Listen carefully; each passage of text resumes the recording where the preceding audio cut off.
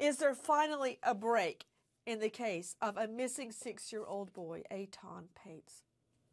This is why the nanny cams, the double babysitters, the constant phone calls, the burglar bars, the chips, the fingerprints, the milk cartons, because of this boy, Etan Patzâs. He wanted to walk to the bus stop to catch the school bus by himself that morning. It was a Friday before Memorial Day, a beautiful May morning. He had begged his mother, begged and begged. She relented. 2 blocks. It wasn't until 3:30 that afternoon, when he didn't come home from school, she discovers he never made it.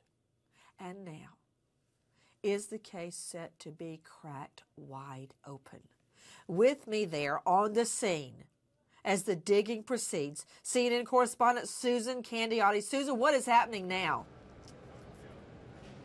Well, they've got jackhammers down there in the basement, and I've got the room size now. It is an unoccupied space at this time. There was some kind of business on the ground floor of that building years and years ago, 3 decades ago, but again, now it's vacant.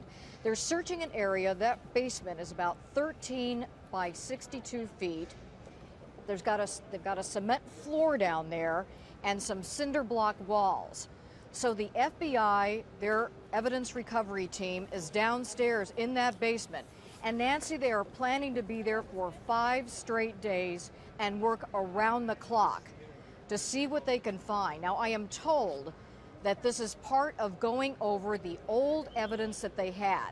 They tell me that they did initially look at that building. They will only say it figured into the investigation. What they are telling me is that they do believe that the little boy's remains, based on the relook at this information, that his remains are either down there because he was disposed of or that he was killed down there. I'm told that they're looking for blood evidence. They're looking for any clothing or any other personal effects that he had on at the time, the backpack, little pilot's hat that he was wearing, or to see what other information they can find. So they're hard at work down there. You've got the FBI, a team of about 40 people. They're getting help from the New York Police Department. And I'm told there was a search warrant, obviously, that they had to get before they went in there. And they did tell the parents ahead of time that they were going to be doing this. And they hope that this is what it will take to solve this case. Nancy? You know, Susan Candiotti, how close is the digging to where the parents lived with Etan? It's very close. They live maybe about a half a block down in this direction, and it was about the same distance to the bus stop where he was heading that morning.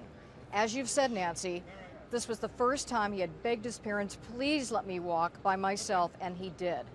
So they don't know, investigators are telling me, whether someone grabbed him along the way, possibly might have grabbed him and took him into this space. Again, there was some kind of business there on the ground floor at the time. No one on scene here in authority is able to tell me exactly what it was. Right now, there is a business on that ground floor there, a clothing store.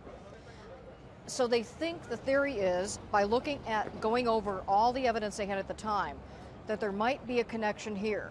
They looked at the building at the time, but they won't tell us to what extent they did. So the FBI has said, let's look again. NYPD is helping them out, and they're hard at work down there digging to see whether they can find anything.